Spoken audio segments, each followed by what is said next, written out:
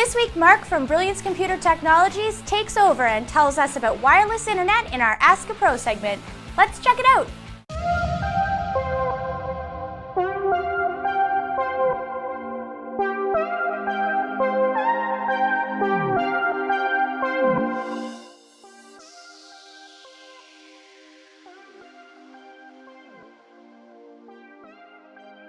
When you get an internet connection from your cable company or your phone company or whoever you're getting your internet connection from, the critter that they actually put in your house is generally called the modem.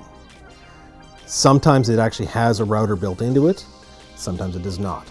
But that first point where the internet comes in is usually called the modem. A router takes that modem signal and then splits it into as many computers as you want. So if the modem doesn't have a router, then you have to buy a router if you're going to use more than one computer or if you want to use wireless. Nowadays, a lot of the companies are supplying a modem that has a built-in router with it.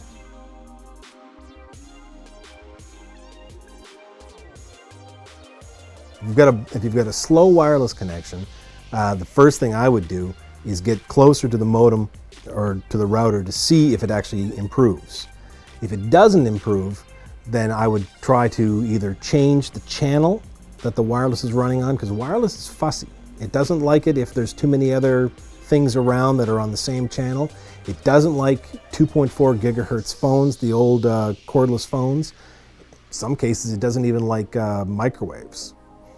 So if you've got a microwave on, turn it off. If you are in an area that you might have an older cordless phone, just look at it and see if it says 2.4 on it. If it says 2.4, you're probably going to need a new phone. It's even more annoying, of course, if one of your neighbors has a 2.4 gigahertz phone, because then you have no idea what the problem is. The only other thing that you can really do nowadays, if it's persistently bad, you can either try to move the router, or you can buy a 5 gigahertz modem, or a router, I should say.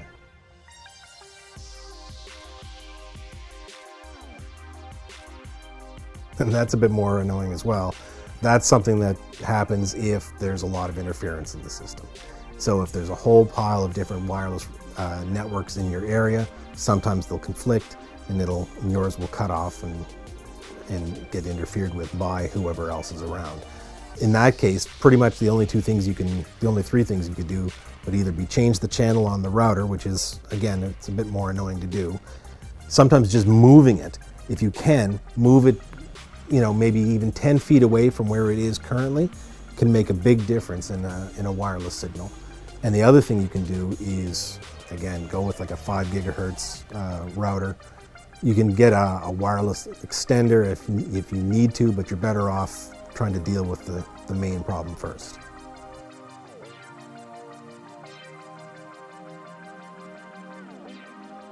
G is what most people would consider an older wireless connection. It's still 54 megabit, which is technically more than good enough for most people. N has been around for years and years now, and it's up to 300 megabit. It can in fact go up to 600 megabit, but for most people 300 is the cap.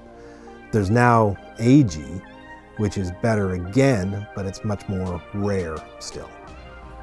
So for most people's equipment, N is going to be what you're going to have. Any wireless equipment that's been built in the last 4 years, at least, is going to be N.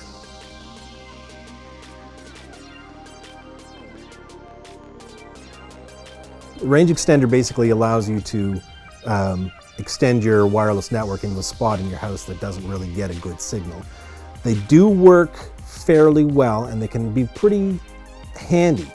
The downside with them is they are susceptible to power fluctuations. So if the power goes off in your house, sometimes they don't come back and connect properly to your network, and then you have to just go and unplug it from the wall and plug it back in. Again, the other thing with it is it has to be placed in a spot where it's still getting a pretty good wireless signal. So it doesn't like double the distance, it just makes it a little bit further. The other way to go is they make power line adapters, which actually use your house's electrical cables as a hardwired connection. So you can put one piece down by the router itself and put the other piece, which actually provides its own wireless signal, anywhere that there's a plug, and you get a full signal strength wireless network starting from that point.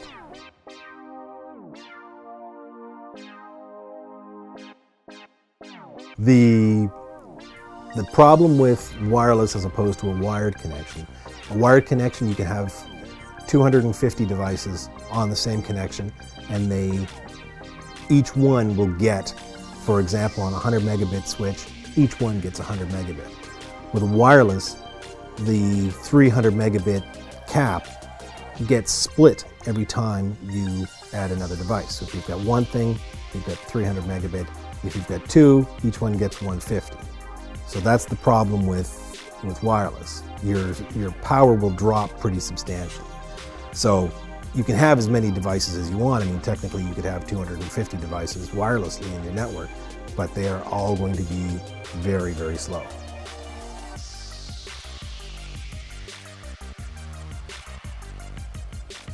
Worst thing you can do is just take the router out of the box and plug it right in. The trick is they'll often work right out of the box, so you don't think you need to do anything else to them.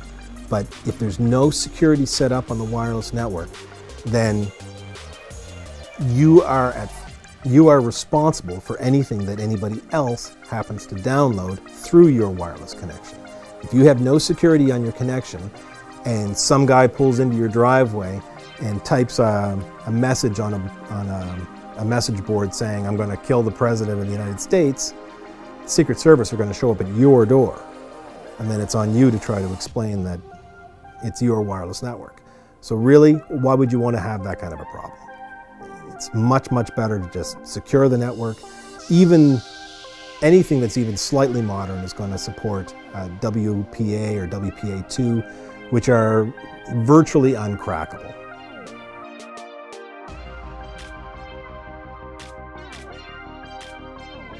Well, WEP can in fact be cracked, and can be cracked fairly easily if the person who's trying to do it is, reasonably persistent and clever. WPA2 is pretty much untouched.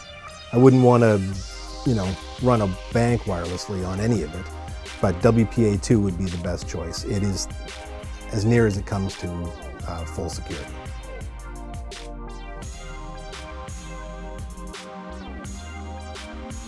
It really does depend on the size of the house. If you're in a smaller apartment, then a $40, $50 router is probably going to be just fine. If you don't need to push a wireless signal very far. The more expensive routers tend to be able to handle more connections simultaneously, and they're able to bounce the signals around in a larger building better. So they'll bounce the signals around into different rooms that you can't get line of sight on. It tends to make a better wireless experience.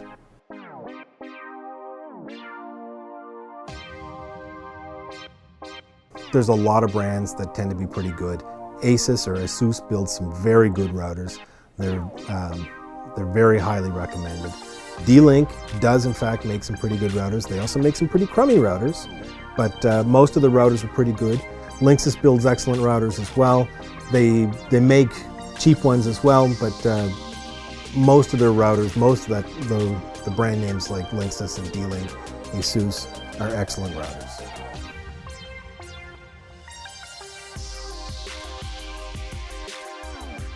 Well, if you're just a standard user and you're on a public Wi-Fi, like for example at a Tim Hortons or a Starbucks, there is in fact in Windows, there's a button under the networking settings that you can choose to make it a public network. And if it's set as a public network, it cuts off all the drive sharing, the folder sharing, to try to protect you. But any public network is going to be a potentially risky situation, because all you have to have is some dedicated person sitting in that coffee shop, and they'll be able to gain access to your machine.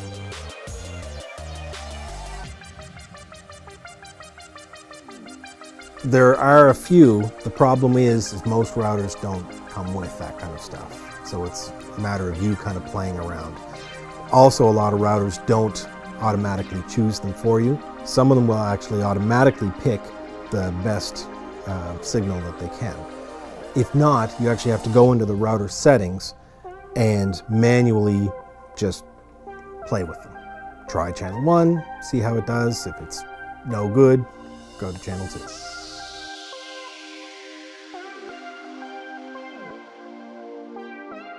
We're located at, you can find us online at www.brillcom.com.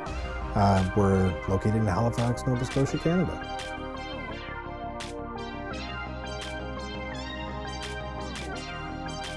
That wraps up this week's episode of TechUp. Don't forget to leave your comments and suggestions on Facebook and Twitter.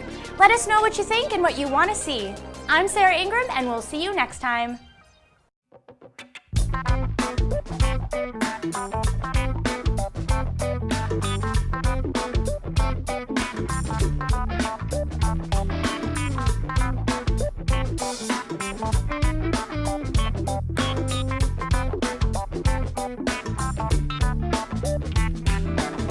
Come see me in the moonlight. Something wrong with my eyesight. This darkness seems so Technology and science news, courtesy of our friends at Satura. Tell me what is so wrong. Tell me what you've been waiting on. I've been catching you singing along with every word I sing.